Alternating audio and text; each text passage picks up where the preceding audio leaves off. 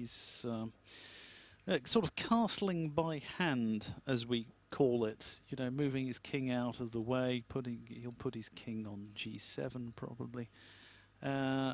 His main problem is, well, he's got several problems, but one of his real problems is he's dropped a couple of pawns on the queen side, and he will not be able to recover from that. I will suspect that you know, one of those pawns will go through, and he'll pick up lots of material.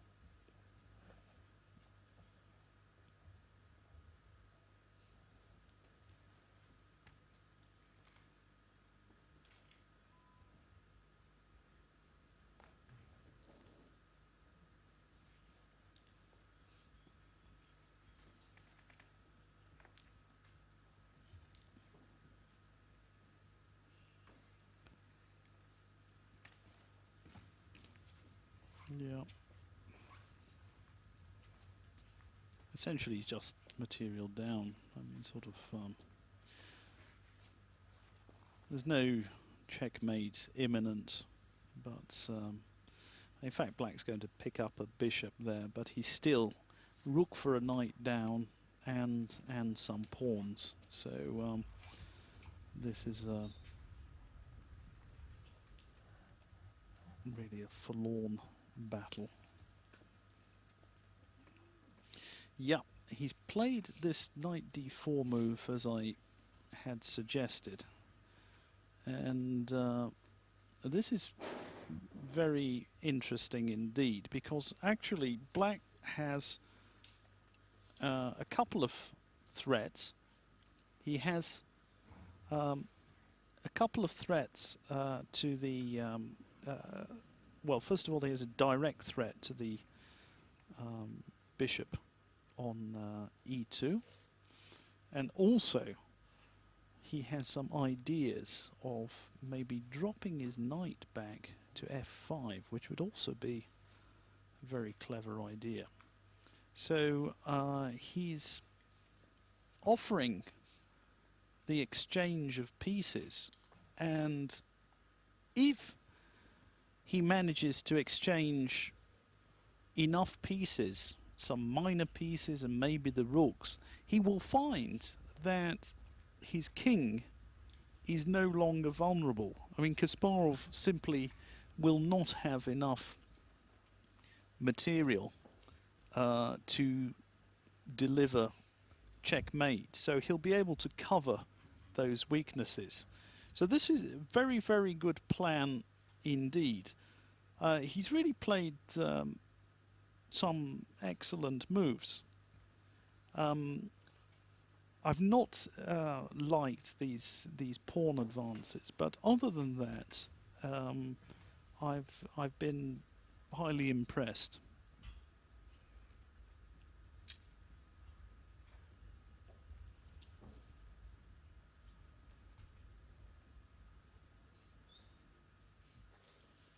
Kasparov's pieces aren't that brilliantly placed. I mean, maybe he's got some combinative blow here. He's scratching his forehead there. He's thinking it over. Is he going to launch one of his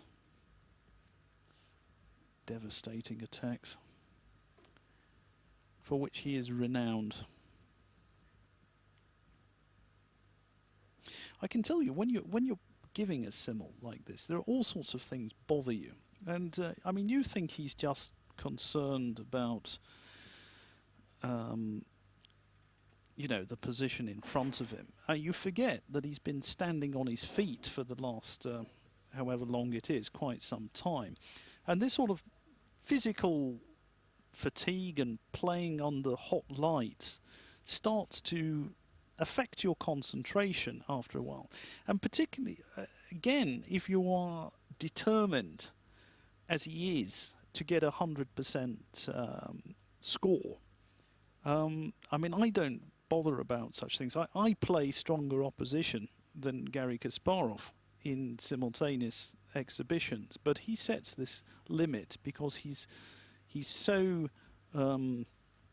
intent on this making a clean sweep.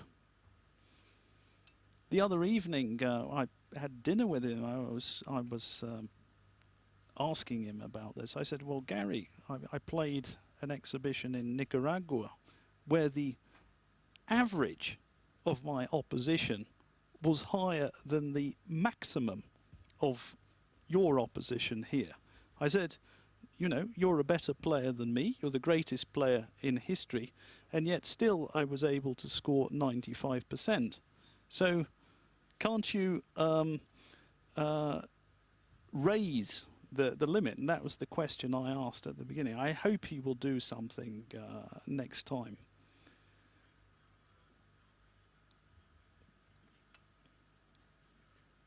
Because the truth of the matter is that of these 26 games, there are only a handful that have real sporting interest. This one certainly does.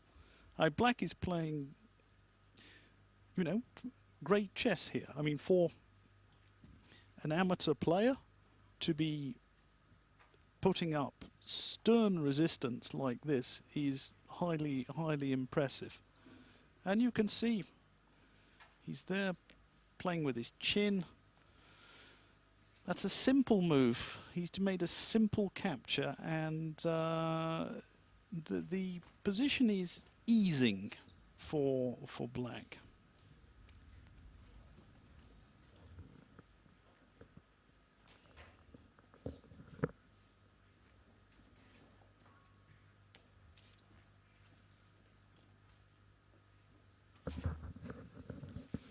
And now I think we're going to ask Garry some questions. Garry, welcome to Lindt for the third time. And recently you've played a match against your former antagonist, Anatoly Karpov.